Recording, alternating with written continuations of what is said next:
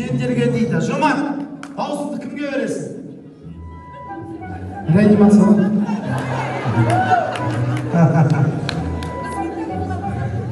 Аттақ сендер мықтысыңдар. Смело тұра беріңдер.